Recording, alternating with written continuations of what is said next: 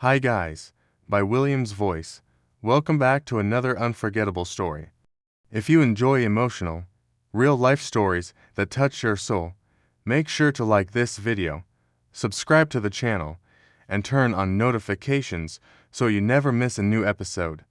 Today, you're about to hear something truly powerful. A story of betrayal, heartbreak, and dignity. So take a deep breath and let's begin. She was 29 when she thought she was about to live the happiest day of her life. After 5 years with Ethan, a charming, kind man who made her laugh even when she didn't want to smile, they finally set the date. They planned everything together. From the wooden altar decorated with dry flowers and hanging lights, to the soft piano music that would play as she walked barefoot down the aisle. The wedding was set in Hudson Valley, 2 hours from New York City. A peaceful, wide-open field where dreams were supposed to come true. And standing by her side was Chloe, her best friend, her maid of honor, her sister by heart, or so she thought. The night before the wedding, Chloe stayed with her. They laughed, drank wine, read the vows out loud. And at one point, while brushing Sarah's hair, Chloe whispered, "You're lucky, Sarah. Ethan's one of the good ones." Sarah smiled, not knowing that same voice had moaned his name just hours earlier. The morning came. The sky was blue. The breeze was soft. Sarah slipped into her white lace dress. Her mother cried, and her father kissed her forehead without saying a word. Everything felt perfect, but deep inside, there was a strange feeling, a weight in her chest, like the universe itself was trying to say, "Pay attention." And then, the music began. Sarah walked toward the altar. Guests turned, smiled, took pictures.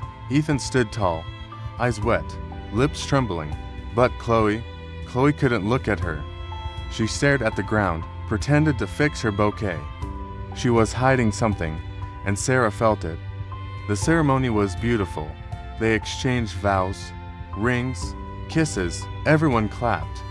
And under the trees, the party began. There was dancing, champagne, joy in the air, but fate had other plans. At one point during the reception, Sarah went alone to the bridal tent, the quiet place where all their things were kept. She wanted to retouch her makeup, fix her lipstick, breathe. Inside, the tent was empty, silent. Still, on the table was Ethan's phone, unlocked, open. She never checked his phone. She never needed to. But something, maybe instinct, maybe destiny, pulled her hand toward that screen. And what she saw froze her soul. A message. From Chloe, "You were incredible last night. I'm still shaking. It's going to be hard looking you in the eye at the altar." After what we did, Sarah read it. Then read it again. The timestamp, the details. Last night. Hours before the wedding, her best friend, her future husband, together. She couldn't breathe. Her hands were shaking, her eyes full of tears. But they didn't fall. She didn't scream. She didn't collapse. Instead, she stood up, looked at herself in the mirror, wiped her face, and walked out, back to the party, back to the music, back to the crowd that had no idea the bride's heart had just shattered. Sarah walked to the DJ booth, took the microphone, and in front of everyone, friends, family, strangers, she spoke. "Before this night ends, I want to thank two very special people, my now ex-husband, and my ex-best friend." The music stopped. The laughter stopped. The wind, even the wind went quiet. "Chloe and Ethan, I hope last night was worth it. Because it was the last night you'll ever see me stay silent." Gasps, whispers, cameras lowered. Eyes widened, Chloe stood frozen, Ethan's face turned pale. Sarah slowly pulled the ring from her finger, placed it on the wooden floor, and walked away. Still in her dress, barefoot, alone, but with her head held high. The days that followed were quiet, too quiet. Sarah stayed in her room, surrounded by silence and tears. She didn't answer calls, didn't eat much, didn't sleep. Her parents tried to comfort her. But there are wounds that no hug can heal. People talked. Of course they did. The video of her speech had already made it online. Someone had filmed the exact moment she called out Ethan and Chloe. And now, it was everywhere. Hundreds, thousands of women sent her messages. You were brave. You did what I couldn't. You gave us all a voice. But Sarah didn't feel strong. Not yet. She felt broken, ashamed, exposed. She kept asking herself the same question. How did I not see it? Then, the memories started coming back. The way Ethan would avoid talking about Chloe lately. The glances they shared when they thought she wasn't looking. The text messages he'd quickly delete. And Chloe. Chloe had once been caught flirting with another friend's boyfriend. Sarah had defended her. Now she saw the truth. 1 week after the wedding, Chloe sent a letter. It said she was sorry, that she didn't mean for it to happen, that she had been drinking, that it was a mistake. Sarah didn't reply, because sometimes the strongest thing you can say is nothing at all. Ethan tried too. He sent flowers, left voicemails. I was drunk. It didn't mean anything. I didn't know how to stop it, but Sarah had already made her choice. She blocked his number, deleted every photo, closed the album with her wedding dress inside. She wouldn't let betrayal have a seat at her table anymore. A month later, Sarah returned to Hudson Valley. The same wedding field, the same trees, the same silence, only now, it was being prepared for another couple's ceremony. She stood by the entrance, holding a small bouquet, not of roses, but of wild flowers, the kind that grow without asking for permission. She asked the caretaker if she could walk around for a moment.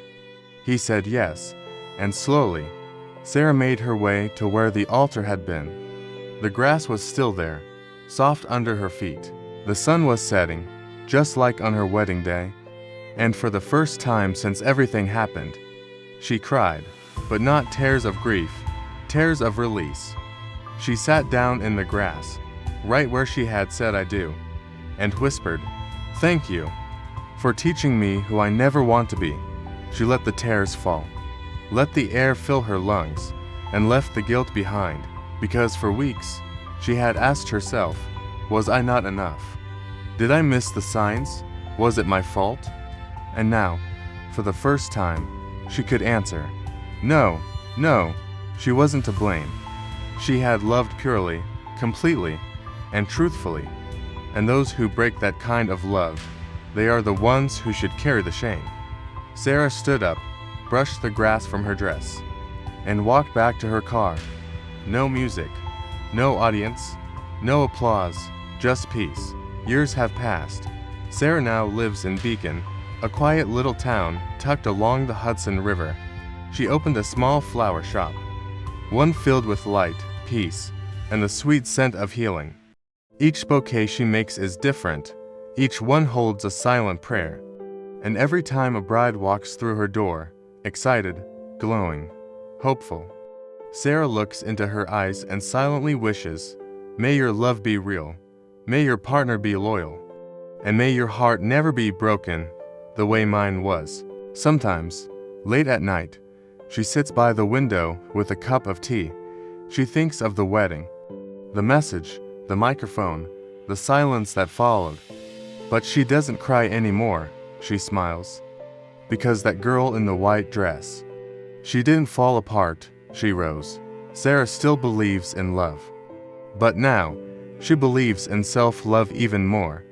She knows her worth, her power, her truth. And when people ask if she regrets walking away that night, she always answers, not for 1 second, because sometimes you don't get the ending you imagined, but you get the strength to write a much better one. By William's voice. This was the story of a woman who was betrayed on her wedding day and still walked out stronger. If this story moved you, like this video, subscribe to the channel, and don't forget, you deserve a love that never asks you to doubt yourself. See you next time.